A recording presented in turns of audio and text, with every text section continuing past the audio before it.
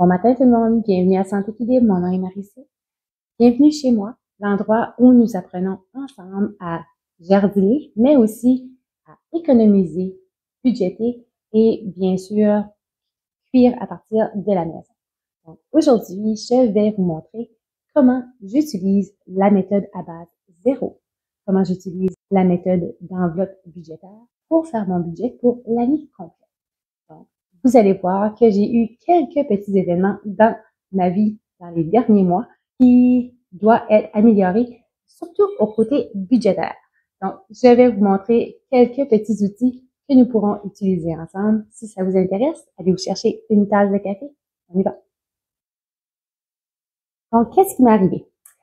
Qu'est-ce qui m'est arrivé dans les derniers mois? Eh bien, j'ai eu quelques petits événements. Le premier, c'est, plusieurs savent déjà, j'ai beaucoup de psoriasis et j'ai eu une petite attaque de psoriasis sur le visage. Donc, j'avais les yeux toutes pleines de psoriasis et ça faisait extrêmement mal. J'avais les yeux rouges, j'avais la difficulté à ouvrir mes yeux. Donc, filmer était pas la meilleure idée. J'ai dû acheter un peu de médicaments pour m'aider.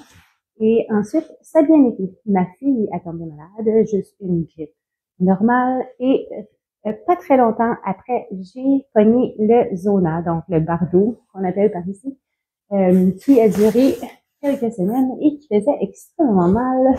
Donc, j'ai dû prendre des médicaments pour ceci également.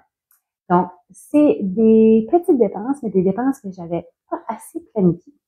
Mais ma plus grosse dépense a été ma voiture.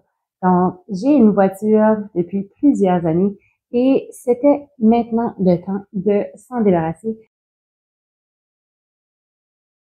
J'avais plus de chaleur dans ma voiture, ça faisait 2 ans. Je changeais mes pneus aux 3-4 semaines parce qu'ils s'éclataient. J'avais beaucoup de dépenses sur la voiture et on s'est dit, eh bien, on n'a pas le choix, on doit acheter une voiture. Toutefois, j'avais de l'argent mis de côté, pas suffisamment d'argent pour combler le besoin de la voiture.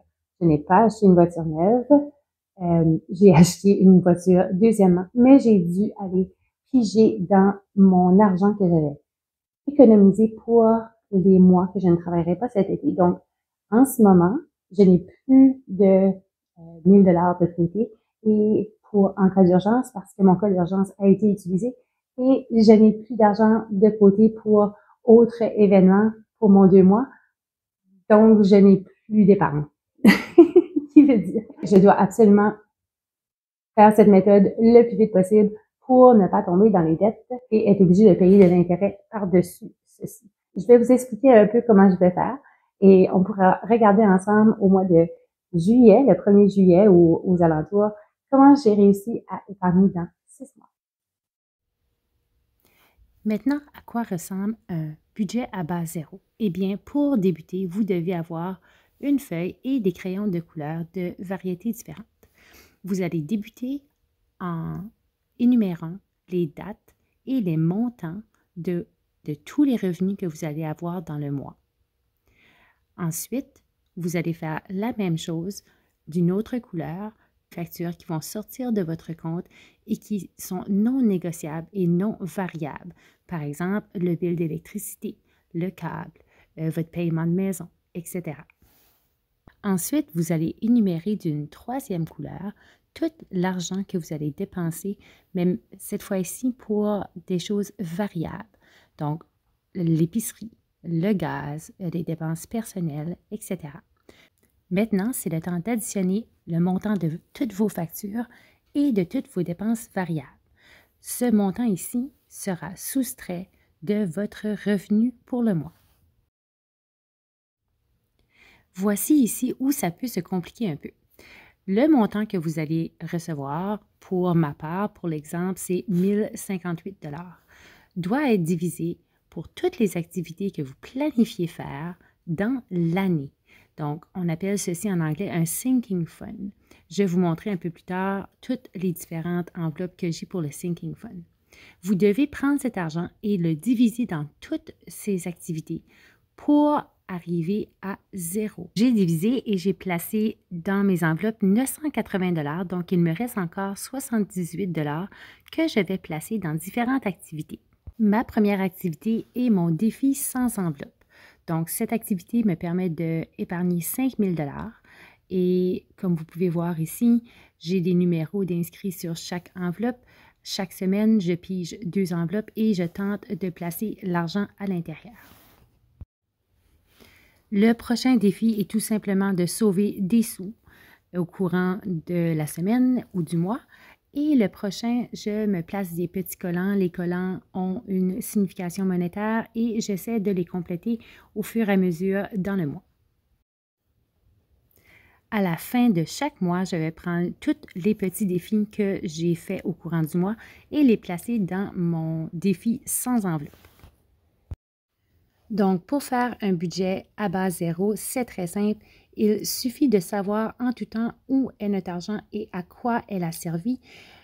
Pareillement à savoir combien de gaz il y a dans votre voiture, combien de manger vous avez dans votre réfrigérateur. Vous devez vous assurer de savoir exactement combien d'argent vous avez en tout temps et où cet argent va être dépensé. Le système d'enveloppe est super simple et en toute honnêteté, j'adore. Donc, je vous montre ceci, c'est mon portefeuille. Il est divisé en quelques différentes sections. La première section est l'épicerie et juste en arrière, je peux placer toutes les dépenses que j'ai faites au courant du mois. Ensuite, nous avons le gaz. Cette section est pour mon café. Certaines choses ne peuvent pas être enlevées. Les dépenses personnelles pour moi et ma fille. Et j'ai également une section autre.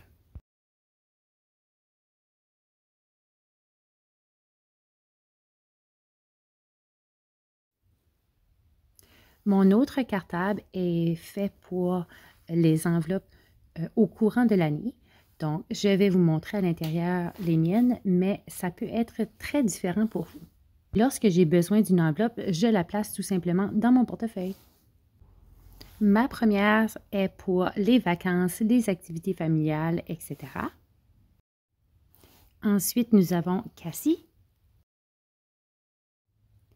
Les cadeaux de Noël pour 2025. Les fêtes, incluant les fêtes d'enfants, mais aussi des fêtes familiales comme la fête des mères, la fête des pères. Les réparations pour la voiture. Les enregistrements, licences, etc. Les rénovations pour la maison.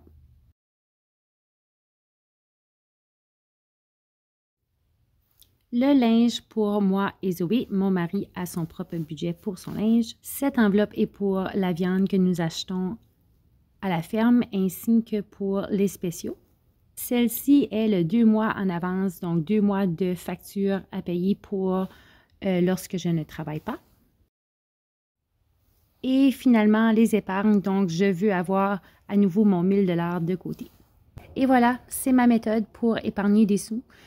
N'oubliez pas que nos grands-parents nous disaient d'épargner en cas de pluie. Eh bien, il va pleuvoir, donc vous devez vous préparer en avance pour être en mesure de ne pas tomber dans les dettes.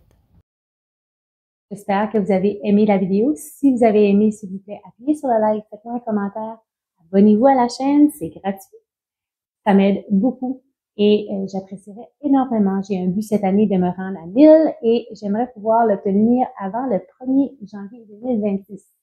Donc, ce mois ici, nous allons préparer énormément de manger fait à partir de la maison pour économiser des sous, bien sûr, et nous allons également commencer des semis pour le jardin. On se voit à la prochaine vidéo. Salut!